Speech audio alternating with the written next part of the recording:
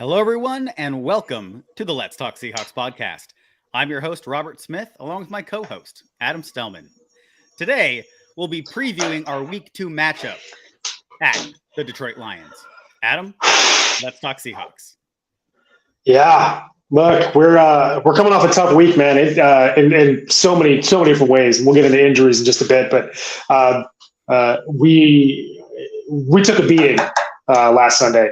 It was not something that I think we're used to seeing with this iteration of the Seahawks. It's very rarely been the case during a Pete Carroll era or during the Pete Carroll era that we get out physical by our opponents. But we were pushed around by what was ostensibly a depleted Rams team. So it was embarrassing. I mean, I don't think there's any other term for it. It was just an embarrassing loss. Our home opener coming off of a surprise run to the playoffs last season, and we looked like we didn't want to be there. Yeah. And I got to tell you, the Lions are coming off a big upset win for their opening game against the Chiefs, beating them in Arrowhead Stadium, making the Super Bowl champs look like chumps. And I just hope and pray, and I'm going to keep my fingers crossed, probably find our lucky rabbit's foot, keep that in my pocket during the game, that we don't get blown out, because I think there is a chance that we get blown out this game, and that would be crushing. Yeah, if we played like we did in the second half, high school team would beat us. Yeah. I mean, I think the Crimson Tide would have a chance. Yeah, realistically, that's how bad they were. As a really good college team probably could have put up a bunch of points on the Seahawks from the second half last week. My thoughts on this week are that we're coming up against a really tough Lions team. There's a chance that this Lions team may have been overlooking the Seahawks based on our Week 1 performance. So it could be a trap game for them. But I don't believe it. Well, I mean, you look at Dan Campbell. The Lions are over. Hold on, sorry, done a good job. I think we just need to emphasize what you just said there. The Lions are overlooking the Seahawks and have a potential trap game coming up. The Lions are. I'm used to the Lions being the potential trap game, so that's a flipping script right there, or a flip of the script. No, or a flipping script. I don't know, whatever. Yeah. So who knows? Dan Campbell always has his guys ready. He's a great motivator. Great leader. It will definitely not be a trap game for the Lions. They're going to come out firing on all cylinders, ready to match up against the Seahawks.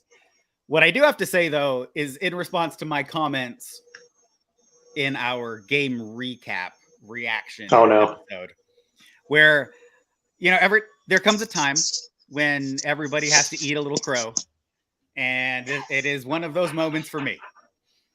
I really harped on why wasn't Dissly out there. He only had 16 snaps. He was a highly rated. What are they doing?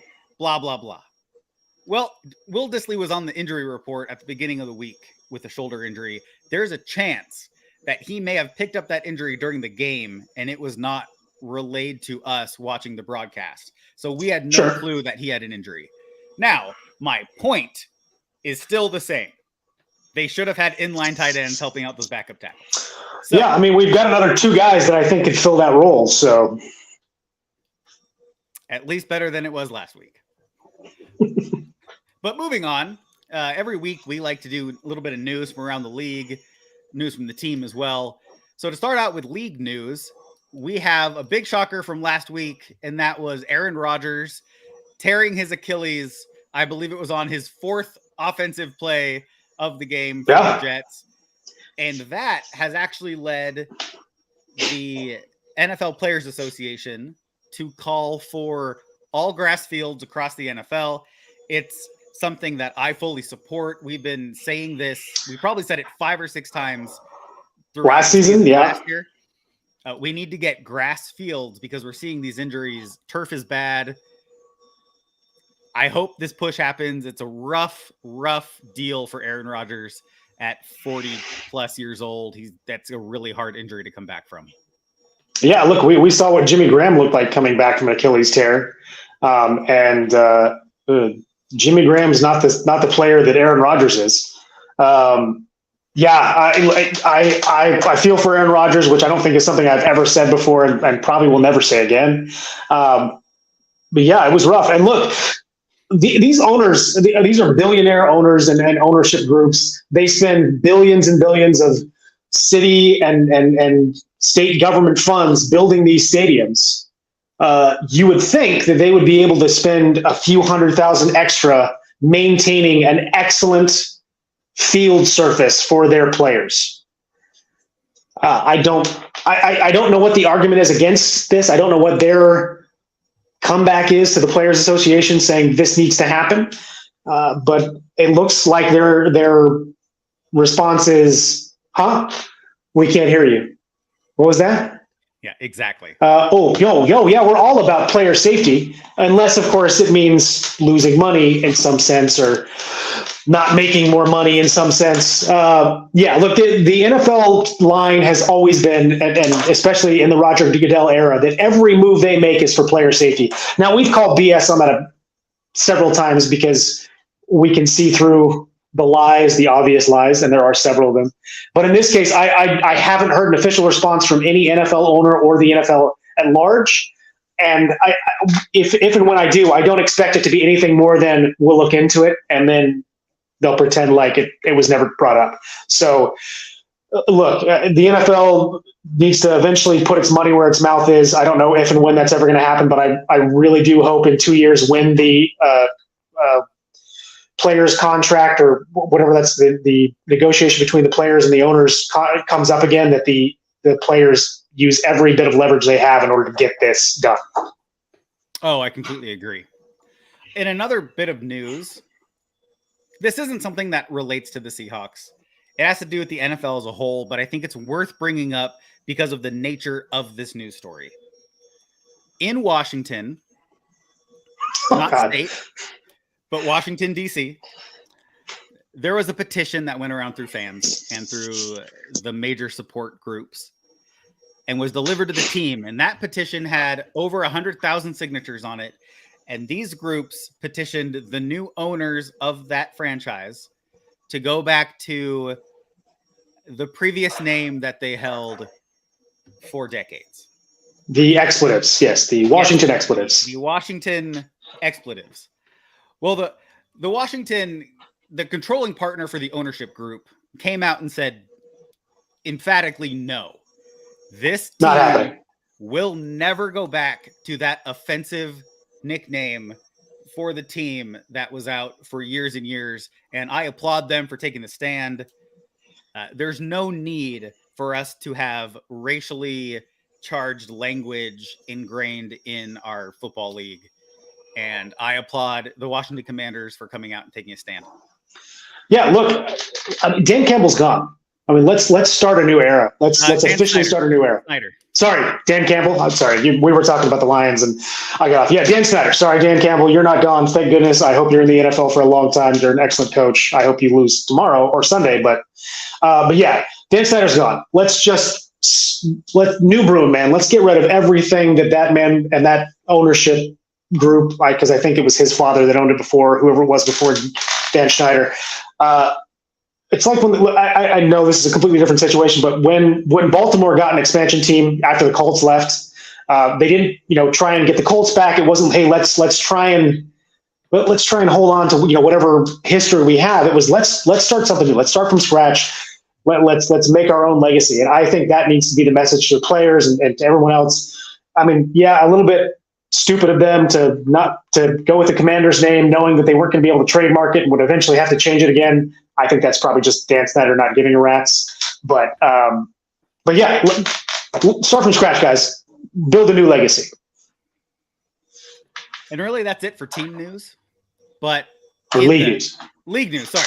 In team news, there actually wasn't a ton outside of roster moves. So there was a good thing that happened coming out of practice field, and that's Jamal Adams practiced all week. Yeah. He's taking that next step closer to being on the field, being able to come fully back. So good news there. Jamal Adams on his way back. Yeah, we might actually get what we asked for last week, and that's some clarity in the secondary. It's not going to happen this week, but when he will, he's building his way back. Jamal Adams will be on the field for the Seahawks at some point early in this season, and I can't wait because we need to know what that team looks like with him out there for sure. There is actually another little bit of Seahawks news. I shouldn't say Seahawks news, but fun for me. I don't know if anybody out there is a cinephile like me. I love going to the movies. There is a comedy that just came out. It's gotten a wide release, but it's not showing in every theater around town. It's called Bottoms. This is a pretty hilarious plot for a film. The basic story is a group of girls decide to start a fight club in school, and they get on board Mr. G, who is the gym teacher, to kind of support them in this, keeping this on the down low and going on. And that Mr. G is played by none other than Mr. Beast Mode himself, Marshawn Money Lynch. And all the reviews coming out are that he knocks this role out of the park. It is one of the best parts of the film. He's not in a ton of it. He's definitely more than a glorified cameo. He's in several scenes, but it's definitely a focus on the girl groups. But he is funny in this movie. Just go and watch the trailer. It's perfect. I can't wait to see this movie. Awesome. So some former player news. There you go. There you go. Yeah, sorry. All right. So I'm going to run through the roster moves. We'll talk about what we need to talk about afterwards. It's the boring stuff, but we have to do it. We have to keep up. We got to know what's going on in the team. So as far as the practice squad goes this week, the team released quarterback Holton Ahlers and safety Brady Breeze. And those corresponding moves for those two spots were we signed offensive lineman Greg Island, who had been with the team last year and through the preseason, and Jason Peters, the former offensive tackle who played the majority of his time, over 12,000 snaps in his career at left tackle, mainly with the Eagles and Bills, and most recently was with the Dallas Cowboys last season. So it's an interesting move. He's 41 years old, so definitely not prime career, Jason Peters, but definitely something we could see with some of the injury situation. We also don't know if he's fitness ready to come up right now or if what the plan is. We don't know who the game day elevations are. And then moving on, we have right tackle Abe Lucas was placed on injured reserve. And the Seahawks went out and they had a roster spot open from putting Kenny McIntosh on injured reserve right before the game last week. So those two roster spots were filled from players who were signed off of other teams' practice squads. We signed offensive linemen. I'm going to call them offensive linemen. Both of these guys in college were tackles. Through the draft process, they were both listed as tackles. But they're guys who could probably play guard, and some websites have them listed as guards on the roster. Mm-hmm. But we have offensive lineman McClendon Curtis out of the University of Tennessee, Chattanooga, who was claimed off of the Las Vegas Raiders practice squad. They're going to love that. We know how much the Las Vegas Raiders love when we steal players that they didn't see as worthy of being on their 53-man roster. Well, if they didn't want to lose them, they would have them on the 53. You would think. Another player we grabbed was, I believe, also a rookie, Raekwon O'Neal off of the Tampa Bay Buccaneers practice squad. So interesting as far as the roster goes. We definitely had injuries there at the tackle position, and we need offensive linemen to come in. If you look, those moves added 4 offensive linemen, all of them primarily tackles. Greg Island on the roster, he's listed as a guard, but he played tackle for us in previous years. In this preseason, he was playing guard for the Seahawks. So we'll see how that works out. But all those guys have tackle experience. Yeah, it makes you wonder what the game would have looked like had we decided to make these moves earlier and shore up that offensive line going into the season, as opposed to waiting until we got our butts kicked because of our dearth of talent at that position. This is true. Our injury report, though, this is the thing that's going to impact the game. Yeah. We do this preview show Friday night. We do it because we need to make sure that we get the the game status injury report, which normally comes out at some point on Friday, which means on a Monday Night Football week, we probably won't do this show until Saturday night, just because we want to make sure we get the game status to bring to you all. For this game, there are 3 players who are out. Safety Jamal Adams, which we knew he wasn't quite ready to come back yet. Limited participant through practice all week, so he's out for this game. This one hurts. Left tackle Charles Cross, out for the game with that toe injury. He's a big man. You don't mess with big men and foot injuries. Yeah. I know it's not football, but you remember Greg Oden in the NBA? Of course. Came out of Ohio State, was supposed to be the next great basketball player, big old center. Foot injury, and it derailed his entire career. You don't mess with big men and feet. And then our third player... That's just good advice for life. Hey, there are some people... Hey, you know what? I don't judge people. If you're into what you're into, go for it. As long as it's legal. Just my opinion. All right, so the third player who's out is defensive end Mike Morris, the rookie out of Michigan. He played pretty well for us in his snaps this last week, so that may actually hurt us getting pressure there on the defensive line. All right, we have 2 players who are questionable for this game. Both saw time last week. One is a starter, and that's linebacker Boye Mafe and linebacker Devin Bush. Let's hope these guys are full go. I really don't want to see 2 pieces, a starter on defense and then a key reserve linebacker missing from this matchup. Yeah, I will say, though, I think that we've got the depth at those positions to kind of combat a little bit of that. The only caveat to that is obviously on the offensive line. I don't know what these other guys look like, the ones that we're bringing in to play this game, Jason Peters included. He played for the Cowboys last year, actually acquitted himself really well in the snaps that he did, especially, I mean, not just for a 41-year-old, but he was still a very effective offensive lineman in the limited snaps that he saw for the Cowboys last year. So, and we don't know if he's going to play. It hasn't been announced who's going to be elevated from the practice squad for this game. I don't know. I would assume he's going to be there just because I don't know why you bring Evan Peters in, or Evan Peters, the actor. I don't know why you bring Quicksilver in unless you're going to use him. But no, I don't know why you would sign him unless you want to use him. But again, we don't know yet what those elevations are. We won't know probably until Sunday morning. But I do think that we've got the depth at defensive end, at outside linebacker and middle linebacker to kind of help with that. I think Darrell Taylor, as much as I would rather see Boye Mafe out there on early downs, Darrell Taylor can definitely provide some pass rush for us, and he's still a big guy that might scare Jamar Gibbs from doing a sweep outside just because he doesn't want to get hit by somebody that size.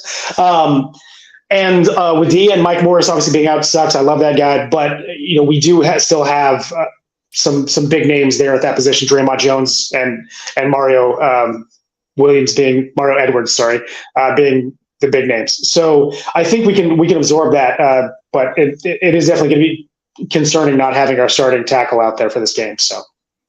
How do the Lions look on their injury report this week?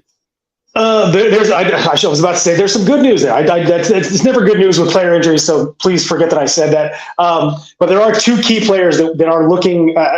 One, I'm not sure. Frank Ragnow has been on the injury report for them all week. He was a limited participant for Wednesday's practice, and then he didn't practice Thursday or Friday, I believe.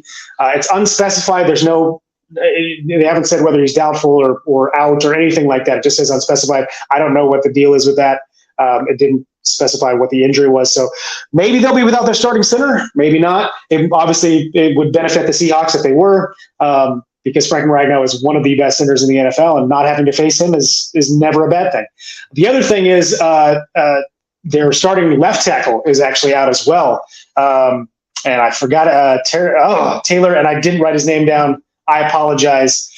Their starting left tackle is doubtful for the game, which is also good news. Taylor Decker, my goodness, I don't know why I forgot that. Well, apologies, guys. But if you're not new to the podcast, you know that me and names just aren't friends. I don't do names. So those are the two big names, but they do also have a couple of guys that are listed as out officially. That's backup defensive end Josh Pascal, backup cornerback Emmanuel Mosley, and another backup cornerback in Khalil Downey.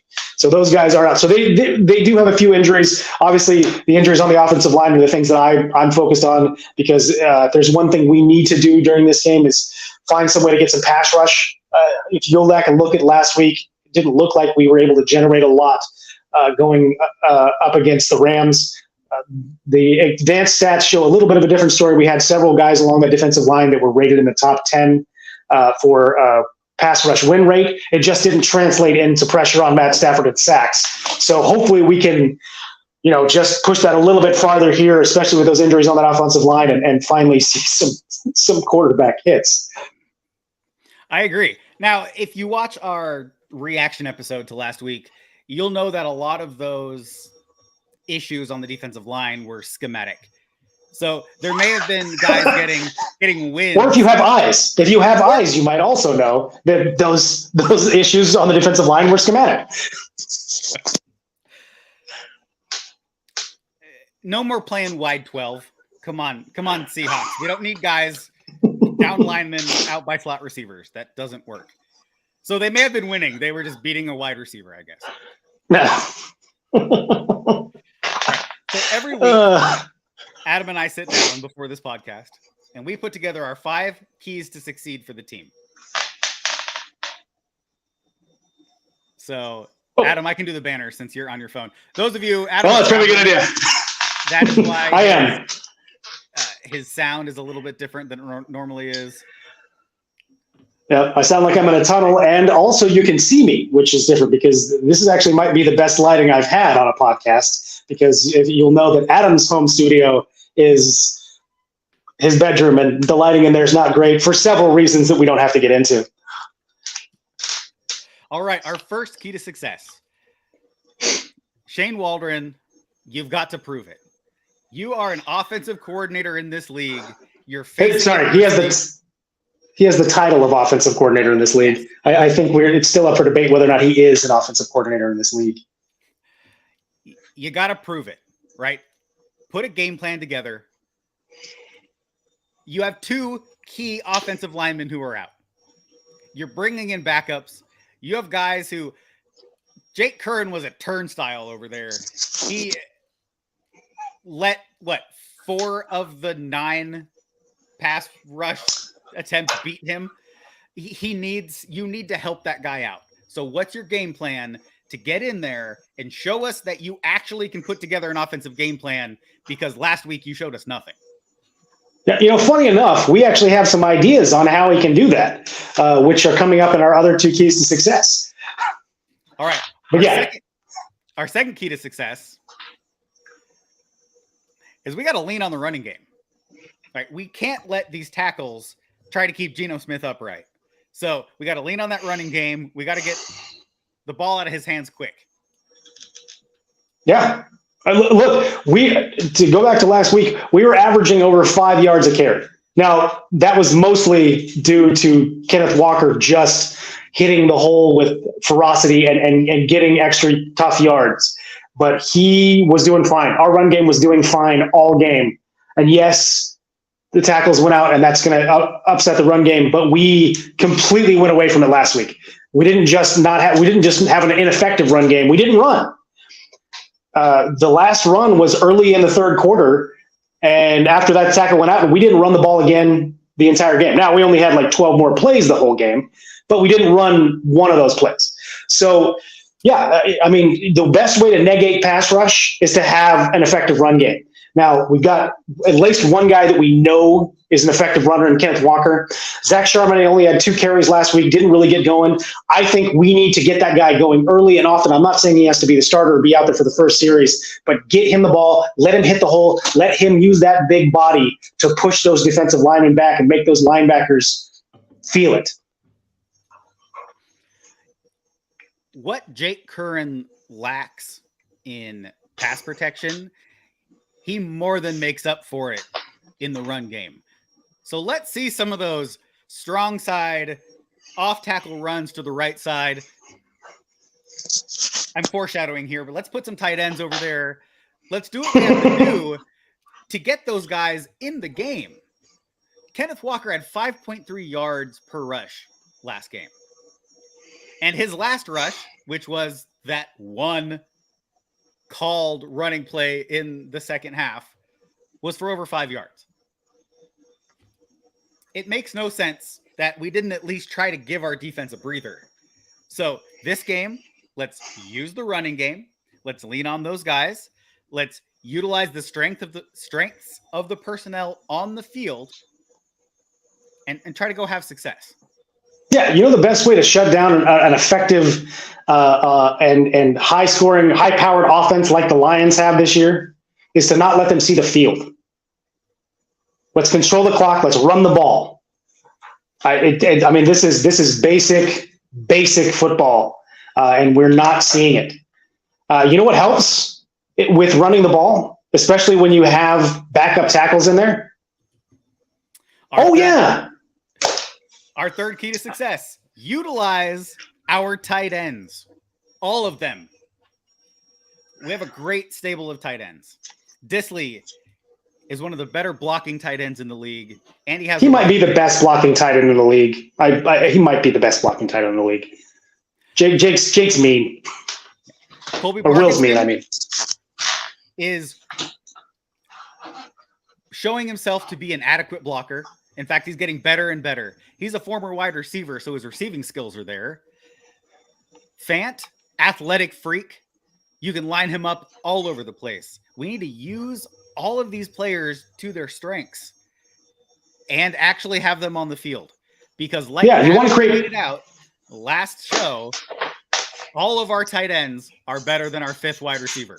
So let's utilize them appropriately. I mean, at this point, they might be better than our third wide or our fourth wide receiver. I'm going to give Jackson Smith and Jigba his due, but these guys are all highly rated in almost every facet of the game. Now, each of them have a unique skill set that is really, really, really good. I mean, obviously, Will Disley's is blocking, but he has really soft hands and can get open on the field. You talked about Noah Fant, who we didn't even see last game. His number was never called. There were no pass plays set up for our $15 million second-round pick tight end. I know we didn't make the pick, but again, Noah Fant is a receiving threat. That's what he was drafted for. He's a big-body target. He's a great run after the catch tight end. Get him the ball. And Colby Parkinson, look, yes, he's getting better in the blocking game. You watch him at the second level when he's taking on cornerbacks and safeties. Those guys do not stand a chance when he is blocking. They don't. Use them. Use our tight end, something we have been crying for all of last year. I think it was probably if it wasn't one of our 5 keys to success, we threw it in there as a bonus 6 every single episode. We might start doing it this year because it doesn't look like he learned the lesson. No, despite Shane Waldron being a former tight end coach, he apparently forgot that tight end is a position I forgot about that. on the field. I forgot about that. It's actually pretty damning. Yeah. So we want to use those tight ends to keep pressure off of Geno Smith, which translates to our fourth key to success, going over to the defensive side of the ball. We need to pressure Jared Goff, right? We need to show him a little bit of nasty. We need to get in his face. We need to put pressure on him, make him think quickly.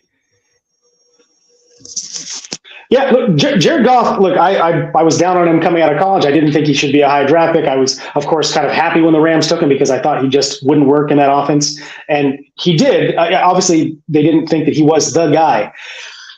But since he's been with the Lions, he has been one of the better pocket passers in the league. If he has a clean pocket, he'll tear you apart. He knows how to throw on time. He's got great rapport with his receivers, especially Amon-Ra St. Brown. Those guys are on the same page, down in, down out. They're a very effective duo, and the best way. And look, we're not going to get into our cornerbacks for this episode, unfortunately, who did not do a very good job last game. I'm really afraid that Amon-Ra St. Brown could get loose in this game. But the way to make sure he doesn't get loose is to make it so Jared Goff can't throw them. Most of his routes are 10, 12 yards down the field. He's a big, deep ball monster. So let's get some pressure on Jared Goff, throw off that timing, and do everything we can to shut down this high-powered offense. Otherwise, this could end. I mean, the last thing I want to see is a shootout. The way our offense played last week, I do not want to see a 30, 40-point game from either side like it was last season. I don't know that we can sustain that, at least not the way this offense looked. So let's just avoid getting in the shootout. Let's get pressure on Jared Goff. Let's throw off his timing. Something that might help with that, a little bonus talk here. We know we're going to have Devin Witherspoon. Should play in this game. Well, we should have mentioned that. That's big news. All indicators are that Witherspoon will play. I would just have him glued to St. Brown, right? Either him or Woolen. I don't want anybody else covering Amon-Ra St. Brown. All right, our fifth key to success. We got to tighten it up in the red zone. Come on, Seahawks defense. It was money for the Rams last game. We have got to do better in that red zone. Yeah, I mean, look, one of our keys to success last week was we got to bottle up the run. And if you just go back and look at the raw numbers, we did that last game. We kept them to short runs, 2 and 3 yard runs. They weren't breaking off big ones. They weren't driving the ball that way, but they were getting into position with their passing game. And once they got inside the 20, all they did was run the ball, and we couldn't stop them. I mean, I know Cam Akers is an effective running back. And Kieran, what's his name? The other, whoever the backup is, Kieran Williams, I think his name is, a second-year player. He looked like grease lightning. If that guy had the ball, he just zipped through the line and was in the end zone. So we know this defense can stop the run in between the 20s. We're not sure if they can stop the pass in between the 20s. But look, this Lions team brought in the running back last year for the Chicago Bears. And again, you know me and names, not good with them, so I'm spacing on it. But he's a hard runner. Dude's a ball of muscle, and he will be their go-to guy in that red zone. Not saying they won't use Jamar Gibbs. I'm sure they will. He's if you want to do pass plays in the red zone or outside sweeps, he's your guy. But they're going to use these running backs. They used them very, very well against the Chiefs. They used it more to set up the pass in that game, and they may do that this game too. But inside those 20s, we got to make sure that there are not these wide lanes for these running backs to run through. We can't make it easy for them. Yeah, I believe that's David Montgomery. Thank you. Yep. Yes, it is. So there are 5 keys to success. Got to tighten up in the red zone. We held the Rams to under 100 yards rushing, but we gave up 3 touchdowns on the ground. So positive, negative, there's a little bit of good and bad in that stat line. I'd rather give up 200 yards rushing and no red zone touchdowns from the running backs personally, but don't quote me on that. Anyway. There you go. Erase it from history. Every week we take a look at the position groups between each team. We like to compare apples to apples and try to figure out who we like, who do we think has the advantage just looking at the same position group. So for the quarterback position, I don't want to do this. I'm actually going to give this to Geno Smith. I'm going to say he narrowly edges Jared Goff because we saw what he could do last year. So if 2022 Geno Smith shows up on the field tomorrow, then definitely Seahawks take this quarterback comparison. If 2023 game 1, second half Geno Smith shows up, the guy who was running away from Aaron Donald and screaming, and they caught it on field. Our quarterback is now a meme, everybody. Yeah. If that Geno Smith shows up, then it should go to the Lions. But I'm praying that 2022 Geno Smith shows up, and I'm giving this to the Seahawks. See, I thought I was being optimistic by calling this a push. I'm being serious. I gave this a push, and I thought I was being optimistic because Jared Goff looks like he's in midseason form. You watch the way he played against the Kansas City Chiefs. He's zipping the ball all over the yard. Yes, I know that we already mentioned that they could have 2 starting offensive linemen out here, and that's going to make a little bit of a difference. But the Lions have shown that they have a very effective offense, and Jared Goff knows how to run it. I really hope I'm wrong, and that Geno does show up and play like he did last year. But I'm giving this a push, and I got to tell you, it's teetering towards the Lions. So, all right, for the running backs room, I'm going to be a homer on this one, but I'm taking the Seahawks. But I'm going to say it was very, very close. David Montgomery is a really good running back. So yes, he is. Position by position. I like what Kenneth Walker brings to the table. Montgomery, I think, is a little past the running back prime. So there's some things he did earlier in his career that I don't think he can do now. So that's why I gave it to Kenneth Walker, because youth aids running backs. Our second stringers on both teams, we have Jahmyr Gibbs and we have Zach Charbonnet. I actually like Zach Charbonnet in the draft process more than I like Jahmyr Gibbs, because to me, Gibbs was a slot receiver playing running back. Yeah. So let's see how they use him. And then if you just look, well, that's certainly what Alabama thought of him. So yeah, I mean, and he's great at it. It's sort of the Christian McCaffrey syndrome. Is he going to come out and have a career like Christian McCaffrey, who should have been a wide receiver? He wouldn't have had all those concussions and all those injuries in his career. You know, hands down a Hall of Famer if he was a wide receiver in this league. Oh, yeah. Yeah. So how is it going to work out? I put it to the Seahawks in the running back category basically on personal preference. Well, you know, I'm going to tell you, I had this as a push. You've now convinced me to push it just slightly to the right or left, depending on your point of view, and give it to the Seahawks. And the only reason is because I've got to remember that what we're doing is we're comparing the running back rooms. This isn't about how effective they are. This isn't, or you know, I don't want to. Let's take the offensive lines out of this. Let's take the offenses out of this. We have a better starting running back. I don't think that's up for debate. Kenneth Walker is lightning in a bottle. The man has shown not only that he has breakaway game speed, but he can get those tough yards. And as much as I think David Montgomery is a battering ram, he is not Kenneth Walker. And I agree. I didn't have Zach Charbonnet higher than Jahmyr Gibbs in my draft profile, but I do like his running style better. He is a thumper. He has a big body dude. No, he doesn't have the elusiveness or the breakaway speed of a guy like Jahmyr Gibbs, but he's got soft hands. He can catch the ball in the backfield, something we didn't get to see at all last week. Please, let's dial up. If we're going to do some screens, and I really hope we don't, because we've already proven this year that we haven't learned anything from last year, and we still have no idea how to run an effective screen. But if we do want to run some screens, let's make them halfback screens. Let's get Zach Charbonnet out there. Let's get him in space behind Will Dissly, behind Colby Parkinson, and see if he can get those yards.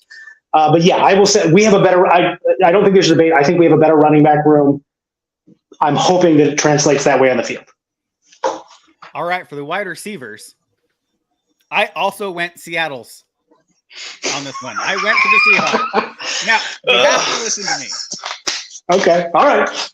I love Amon-Ra St. Brown as a player.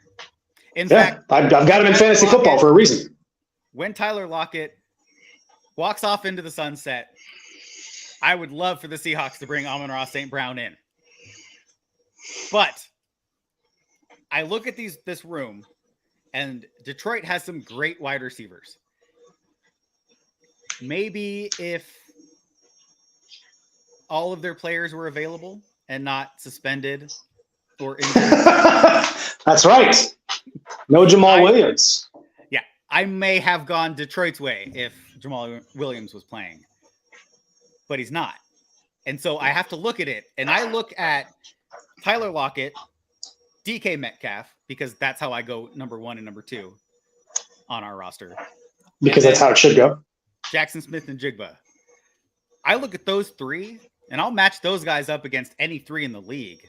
And when I look at this Detroit 3, I take the Seahawks. Yeah, look, this is my, when I originally did this was my first give it to the Seahawks, and for all the same reasons. Look, Tyler Lockett, I know he's not getting Hall of Fame buzz at this point in his career. In my opinion, he's a Hall of Famer. The guy is one of the most consistent receivers in the league, has been for the last 4+ years, and this guy was drafted as a return man. I know he's drafted out of the second round, so it's not like we drafted him specifically to do, but that's what he was on this team originally. He was just a return guy, and he was an all-pro at that. but he has turned into one of the most underrated receivers in the league. And I think it's a crime that he doesn't get talked about more, because that guy is always open, always open. No, he doesn't. Last week it didn't look great. He didn't always come down with the ball. But I think that was just more about timing between him and our quarterback Geno Smith. But yeah, Tyler Lockett's one of the best receivers in the league. One of the most talented and certainly one of the most physical receivers in the league is DK Metcalf. And I'll take him one-on-one on a jump ball over anybody else in this league. And I know we didn't get to see a lot of Jackson Smith and Jigba, but what we did see was fantastic. I want to see more of him. So, yeah, I'm giving it to the Seahawks. On this podcast, we are big fans of the Seahawks tight end. We like what every single one of these players brings to the party, and we believe that their talent should be utilized to their strengths throughout the game and in each game plan. I'm giving this to the Seahawks room because I like what some individual players they have on Detroit. I was a big fan of Sam Laporta in this draft, in the pre-draft process, but I like what each one of our tight ends can do. They complement each other. When used correctly, they can have a big impact on the game. Last season, our wins and losses directly correlated to tight end usage on the field. So yeah, go back and check the numbers. That's absolutely true. Yeah, look, I'm right there with you. Sam Laporta is definitely a talent. I think he's going to have a long and good career in this league. But that's one guy. I honestly can't name their backup tight end. And even if I could name him, I wouldn't think he was better than Noah Fant, who's listed as our second tight end. So, yeah, I think this was the easiest one of all to give to the Seahawks. All right, offensive line. We are playing with 3/5 of an offensive line going into this game. There's no chance the Seahawks were ever going to get my vote on this offensive line matchup. I don't care that Detroit also has two offensive linemen who are possibly out for this game, one for sure and one doubtful. Listen, Detroit, you get this matchup. You deserve this matchup. You guys play physical. Your line is better even when all five starters are going up, match up against each other. Detroit for me. Yeah, I agree with you. I think Detroit does have a very underrated offensive line. These are really, really, really good players. They've spent time building up a good group there. I don't know that if we had two healthy tackles, bookend tackles, that I would give it to the Lions. But as things are right now, even knowing that Taylor Decker's out, I've still got to give it to the Lions. In football, in traditional football, in fundamental football. Okay. You win in the trenches. It's all about collapsing the pocket or creating a pocket, protecting the quarterback. That's where you win and lose games. Well, Detroit, they may not have taken a lot of these position group comparisons for me earlier in the position groups, but they took the two most important in my opinion, and that's the offensive line and the defensive line. Yeah. Aiden Hutchinson is a beast. I like the other guys they have across that line as well. They will cause problems for our patchwork 3/5 offensive line. Yeah, I'm right there with you. Detroit obviously takes this for multiple reasons, not the least of which being we've seen how effective that pass rush can be this year. Just go back and watch how much they were just making poor two Super Bowl Kansas City Chiefs look like they didn't belong in the league. And they've got a decent offensive line in Kansas City, but they were getting torn up by this Detroit's defensive line. They're going to put pressure from all areas of that field on our starting five in front. And if we don't scheme, Shane Waldron, a way to get the ball out quick and create space for our running backs to get down to get some chunk yards, Geno Smith's going to have a really, really long day, and he might not make it out of the building. Yeah. All right. This linebacking core, this is the tough one for me. I like Jack Campbell. I like some of the other players the Lions have, the young players that are coming up, that are developing right now, talent level. I'm going to take the linebackers for the Seahawks, and I'm primarily looking at the inside linebackers here. We've got Bobby Wagner and Jordan Brooks. They were ranked 1st and 7th in the NFL in tackles last week. A lot of that was because our defensive line was not cleaning up the trash in front of them. They weren't collapsing lane, forcing the linebackers to have to step up and make those plays. But I'll take those guys. Now, in 5 years, if we take a look at the same players, I think it would probably be the Lions with a more talented group. But as of right now, I'm taking the Seattle Seahawks, Bobby Wagner, Jordan Brooks, and then possibly Mafe, who's questionable, and Nwosu, Darrell Taylor, all those guys over the Detroit Lions. Yeah, I mean, again, I'm also focusing primarily on the middle linebacker spot for this. Yes, the guys listed as our edge rushers are outside linebackers, at least in the depth chart. But yeah, look, Bobby Wagner is a surefire Hall of Famer. And if there's one thing we've learned out of watching only one game with him back with the Seahawks is that Bobby still knows how to tackle. Yeah, there was some talk about, he looks like he's lost a step in the coverage game, and maybe that's true. I didn't actually see it like that. I don't think that. I think it was more scheme than Bobby not being able to stay with his assignments. But if Bobby got his hands on a player, that player went down all game. Go watch. He wasn't missing tackles. He's not missing tackles. Bobby doesn't miss tackles. Jordan Brooks, I think, is still coming along, still healing. But for the snaps that he was out there, he was an effective middle linebacker. And Devin Bush, I don't think we've seen enough of him to know whether or not he's back to his rookie form or even his pre-rookie form where he was lighting up college football with his big hits and his wow coverage plays. But he looks like he's good to go. He looked good on the field from what I saw last week. I hope we get to see him a little bit more out there, especially with Jamal Adams not playing this game. I think Devin Bush is the guy you want in the box if we're going to go with a more coverage style backfield there. So yeah. Seahawks linebackers all day, all night. All right, and then in the defensive backfield or defensive backs across the board, we have Tevin Witherspoon will be on the field. How is the 5th overall pick going to impact this game?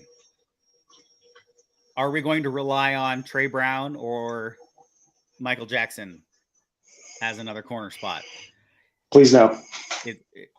Colby Bryant going to come down, play a little nickel. Please, yes. Dime, another slot receiver there in the dime package. We don't know what's going to happen when we look at the players on the field. So I'm going to give this actually to the Seahawks. I think Witherspoon is going to push this over. We still have Woolen. I like Diggs and Love. So I'm going to give this to the Seahawks, but there are some questions as to how this unit is going to gel. Yeah, I've got another push here, and I know people are probably getting sick of me saying push, but the reason I did that is because go back and watch the Kansas City Chiefs-Lions game. No, Kansas City doesn't have a number one receiver. Kelsey wasn't on the field, so you really didn't do to watch what the Lions backfield was able to do with a guy like that on the field.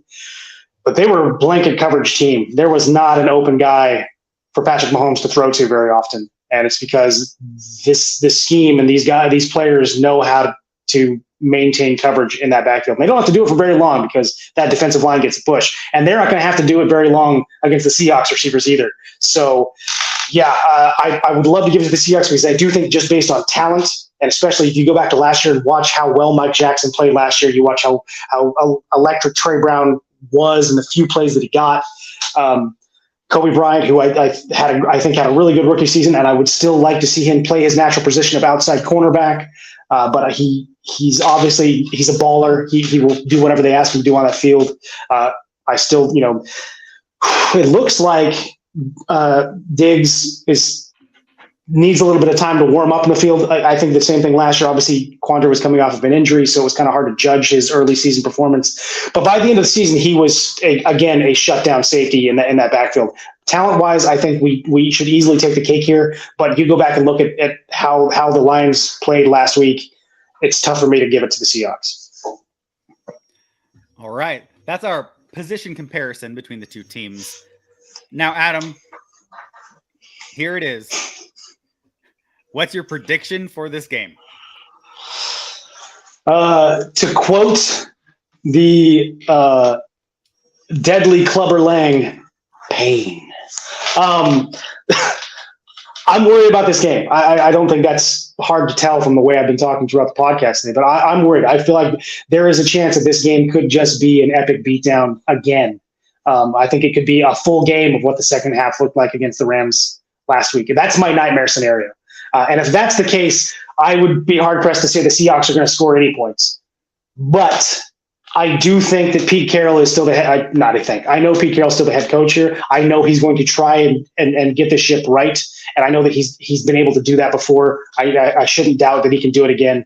I still don't know that we come out with a victory here, but I do think we will keep it much closer, even going to the second half. I've got a score of Seahawks 20, Lions 23. I do think the Lions find a way to get it done late.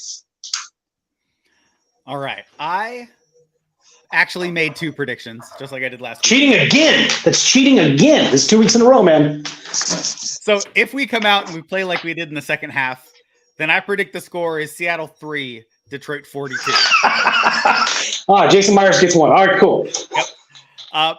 But my realistic prediction, Seattle's going to go in. They're going to be ready to play this game. I believe they put up 17 points, but I believe Detroit comes out with the win at home by a touchdown. So final score, Seattle 17, Detroit 24.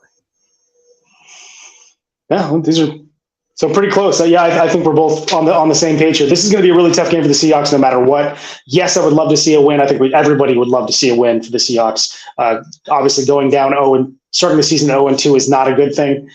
This isn't a win. This isn't a must-win game, but it's definitely we want to win this game. I hope we stay competitive, and that's honestly the only thing I care about. I just want to see a competitive team. I don't expect us to win. It'd be great if we did, but I need to see a competitive team. Show me that we learned something from last week. Despite all of my reservations I have in our offensive and defensive coordinators, there's one thing that I know. There's one thing that I know, and that is Pete Carroll is a master motivator. If there's a team who can rise from the ashes because the Seahawks crashed and burned in the second half last week, Pete Carroll can get this team motivated. He can get them ready to handle business in Detroit.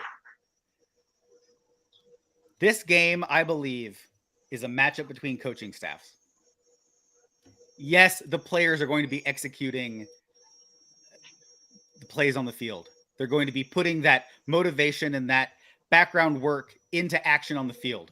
But I believe this game is Dan Campbell versus Pete Carroll. And I want to see how this matchup happens. Thank you for listening to the Let's Talk Seahawks podcast.